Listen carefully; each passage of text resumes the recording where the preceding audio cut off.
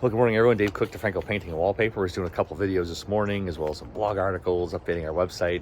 One of the things I realized I didn't have a video on was when you're hiring a paint contractor, things to look for. We have a video on some frequently asked questions we can put a link to here. And we have some people or articles on what to look for in your estimates or contractors in different areas. But as far as a video, I've never done it, so here we go. So when you're getting an estimate, this should be for almost every contractor you hire, but for painting in general, these are the questions customers ask us. So these are things that we emphasize also that you should be looking for. Biggest thing is who's coming to your house. Are you hiring someone that's a single truck? Are they labeled? They have branding on their vehicle, or are they showing up in a Honda Accord that looks like this came from a junkyard? It matters. You don't know where they came from. Best example we have of this is Mark, who used to be our project manager and went on to do some accounting stuff, which blows me away, from painting to accounting and scheduling. Anyway, we were looking to hire a guy, shows up, huge, one of those Mercedes big vans, did carpentry and painting, had all his tools. You could tell he knew what he was doing. The problem was, once we left, filled out the application, Mark just had this feeling, and so he did a Google search on the guy, and the first thing that popped up was that he was on the sexual predator list. So he may have known what he was doing, and he seemed like a nice enough guy. The problem is, I can't have a sexual predator, working for us. And, if you live near a school or whatever, he can't even come to your house. So know who you're hiring when you're coming to your house. We do background checks on all the people that we're hiring, whether it's employees or subcontractors, so you know exactly who's coming to your house. And then you can see them on our website. We take their pictures, do a little bio on them, so you know who's coming.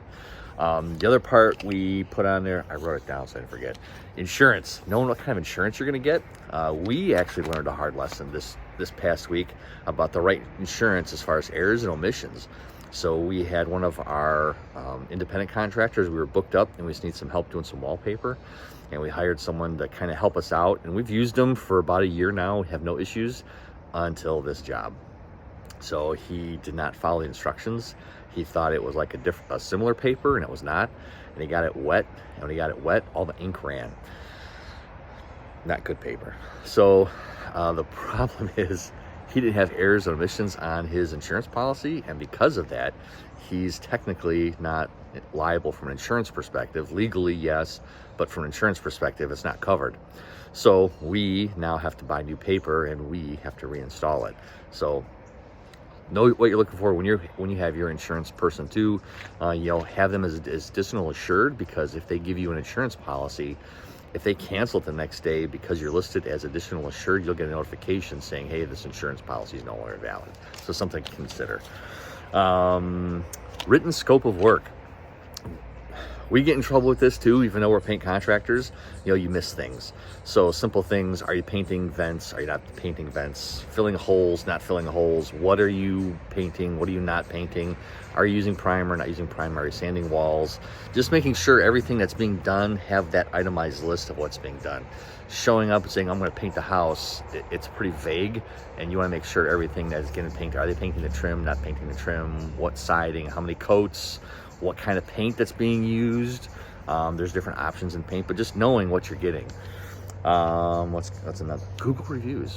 Where are they at? So we rely with our local paint suppliers like Sherwin-Williams, Benjamin Moore. That's it. Benjamin Moore, JC. That's where we get our paint. That's who we rely on for materials, but also about the materials, how they're used, what they're good for, what they're not good for, what colors work where. So we rely on them a lot, and we're calling either the stores or our paint reps almost every day, just to get their advice and help on different projects that we have. But some of the things you want to look for, aside from calling the paint stores to get a reference on paint contractors, is Google reviews. Google reviews, I believe, based on experience, that these are the most pure, unbiased forms of reviews. Google does a good job. They want to make sure that it's real, it's authentic, it's not kind of a pay-as-you-play type thing. Google Ads, you pay to get on there, but Google reviews, you have to have someone doing a lot of work to intentionally leave reviews that they're not customers. We've had customers that don't use email a lot leave us reviews, but because they're inactive email usage, Google won't allow their Google review to be posted because for them it comes across as spammy. So they won't allow their Google reviews to be posted. So that's why I really like Google reviews, is because Google does a good job of vetting people that are leaving reviews to make sure that they're honest, right, and that people have a history of Google. They're not just coming up and, you know, they're not hiring people just to do reviews because they can. How long is it going to take to do the work? You know, we do our written estimate, we have our scope, we have approximated hours. Things that can affect it is paint drying. We can't, if it's raining, paint's going to take forever to dry. If there's extra work we have to do, such as drywall repairs, you know, that will affect how long it takes to get the work done. And then the prep work.